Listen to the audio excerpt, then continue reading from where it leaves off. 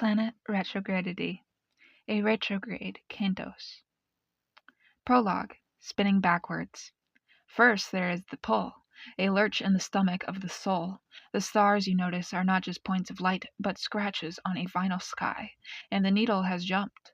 The music of the spheres is now a skip, a stutter, a glitch. This is retrogradity. It is not an orbit, it is a recoil, a cosmic rethink, a universe holding its breath and stepping backwards to correct a mistake it can no longer name. We are caught in its wake. Venusian retrogradity.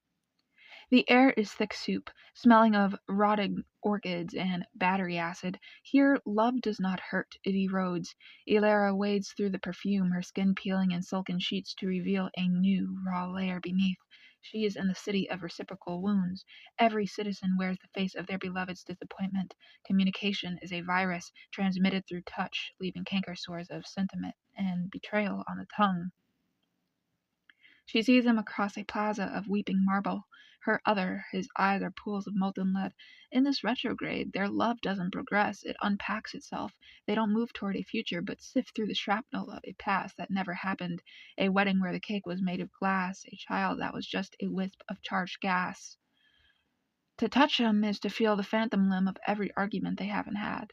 Their romance is a beautiful, toxic bloom, perpetually folding back into its own bud, forever on the verge of being born and forever rotting from the inside out. Marsian retrogradity. The sky is the color of a bruised fist. Captain Velis checks his plasma rifle for the 10th time. The enemy is the glass-faced horde, their features shifting, reflecting your own rage back at you. But the war is wrong. The battles are déjà vu. Today he stormed the citadel of echoes. Yesterday he did the same. Tomorrow the orders will come again. Marsian retrogradity is the siege of self. Every charge is a retreat in disguise. Every act of aggression is a desperate, flailing act of defense. Velis fires a round and watches it leave the barrel, then curve back towards him in slow motion, phasing through his chest armor as a cold dread.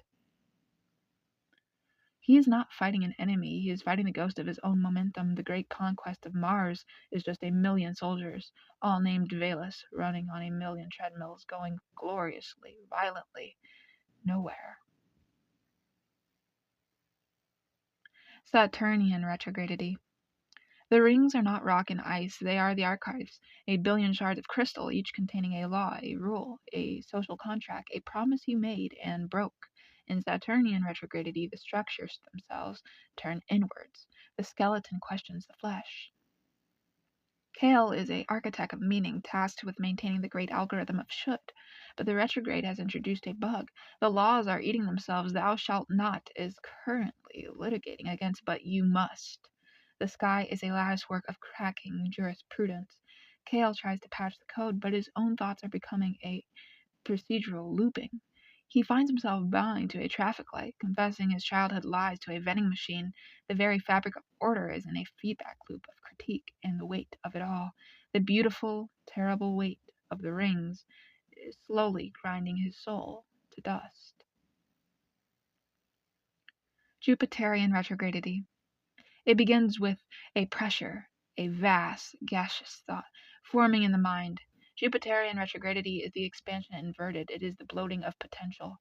Leon, a would-be messiah, feels it. He was going to build a new world, a philosophy to cradle the sun, but now his ambition has stalled and swelled. His great book is unwriting itself. His followers sit in his swollen living room, which now feels like the core of a gas giant, and listen to him articulate a vision that collapses in the middle of every sentence. We shall reach for the... He booms, his voice a low frequency hum before trailing off, the idea too massive and formless to complete. His kingdom is not coming, it is just inflating, a vast, majestic, and utterly empty promise, turning back in on its own infinite, unrealized mass. Neptunian retrogradity. The ocean here is not water, it is diluted consciousness. In Neptunian retrogradity, the veil between dream and reality doesn't thin, it deliquesces. Lyra swims through memories that are not her own, a forgotten god's birthday party, the sensation of being a barnacle on a sunken starship, the taste of a color that doesn't exist. She is trying to find the shore, but the shore is a rumor. Her own identity is a drop of ink in this vast psychic sea, slowly dispersing. She sees her father, but he is made of liquid light and speaks in the voice of a drowned radio broadcast. Is she dreaming the ocean, or is the ocean dreaming her? The question is a riptide pulling her deeper into the blissful, terrifying dissolution of all that is solid and known. There is no truth, only the ebb and flow of collective, soupy fiction. Plutonian retrogradity. This is the retrograde of endings, or rather the retrograde of what comes after the end. There is no light, no heat, only the slow absolute cold.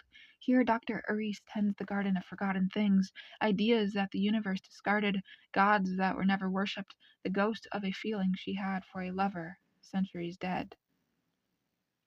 Plutonian retrogradity is not death, but the memory of death. It is the final quiet audit.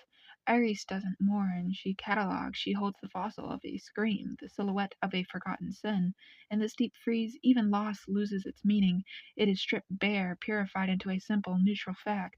A planet so far removed, so deep in the cosmic recoil that it has become a perfect, silent archive of everything that was ever let go.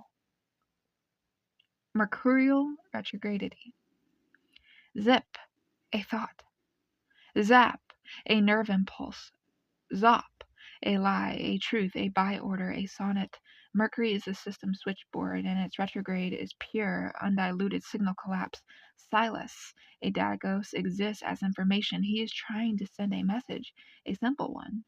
I am here. But the packets are scrambled.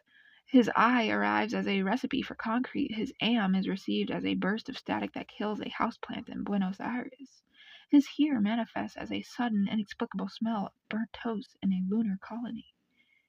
He is speed itself, trapped in a Mobius strip of miscommunication.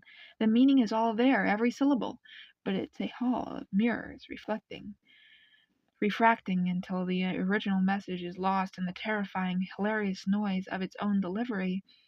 He is communicating at the speed of light in a universe that has forgotten how to listen.